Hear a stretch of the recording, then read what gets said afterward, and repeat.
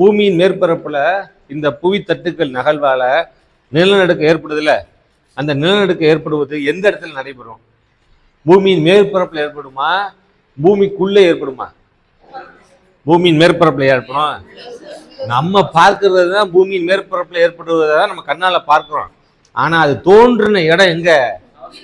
பூமியோட கவச பகுதியில. இந்த கவச பகுதியில தான் என்ன செய்யுது, புவியோட அதிர்ச்சி ஏற்படக்கூடிய அந்த மைய புள்ளி இருக்கு. இப்ப எர்த்குவேக் இங்கதான் ஸ்டார்ட் ஆகுது. இதான் என்னது? மைய புள்ளி. இந்த இடத்துக்கு பேர் என்னது? ஃபோக்கஸ். இந்த இடத்துக்கு பேர் என்னது? ஃபோக்கஸ்.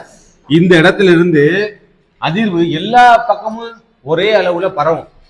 இந்த புவி அதிர்ச்சியோட வேகத்தின் அடிப்படையில இந்த அதிர்வு என்ன செய்யும்? வேகமா பரவும். அந்த அதிர்வு எல்லா திசையிலையும் பரவுமா?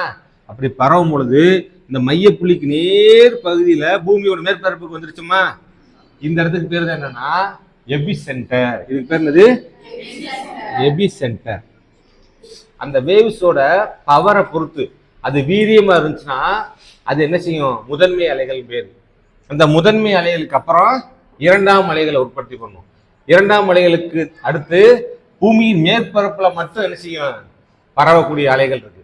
அதன் அடிப்படையில முதன்மை அலைகள் என்னது? முதன்மை அலைகள். முதன்மை அலைகளுக்கு பேர் என்னன்னா பி வேவ்ஸ். முதன்மை அலைகள் பேர் என்னது? B waves. அதே போல அடுத்து இரண்டாம் அலைகள் என்னது? இரண்டாம் அலைகளுக்கு பேரு செகண்டரி வேவ்ஸ். செகண்டரி என்னது? இரண்டாம். அப்ப அது எஸ் வேவ்ஸ். என்ன வேவ்ஸ்? S waves. அடுத்து பூமியின் மேற்பரப்புல மட்டும் பரவக்கூடிய அலைகள். அது என்னது? மேற்பரப்பு அலைகள். என்னது?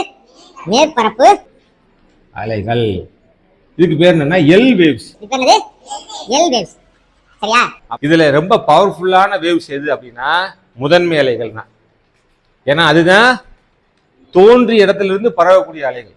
அது எங்கெல்லாம் பரவும் அப்படின்னா பூமிக்குள்ள திட திரவ வாயுக்கள் எல்லாமே இருக்குல்ல, பூமியோட அதிர்ச்சி தோன்றுச்சுல, அந்த இடத்துல இருந்து இந்த லாவாக்கள் எல்லாம் தாண்டி தானே மேற்பரப்புக்கு வரணும்.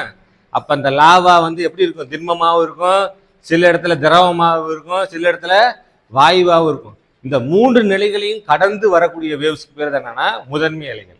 ஆனா செகண்டரி இருக்கக்கூடிய இந்த எஸ் அலைகள் திண்ம பொருள்ல மட்டும்தான் பரவும். அதானது செகண்டரி வேவ்ஸ். அடுத்து இருக்கக்கூடிய எல் வேவ்ஸ் என்ன செய்யும் அப்படின்னா மேற்பரப்புல மட்டும்தான் பரவும். மேற்பரப்புல நம்ம பார்க்கக்கூடிய காட்சியில எந்த அலைகள்? L waves. நமக்கு பாதிப்பை ஏற்படுத்தக்கூடிய அலைகள் எது? எல் வேவ்ஸ் தான். அதிகமா நம்ம பார்க்குற அலைகள் எதுதான்? L waves. இதுதான் மேற்பரப்புல அது பாட்டுக்கு பரவி கட்டடங்கள்ல விரிசலை ஏற்படுத்துது, நிலத்துல விரிசலை ஏற்படுத்துது. இதுல எல்லாத்துக்கும் காரணம் யாரு? L waves.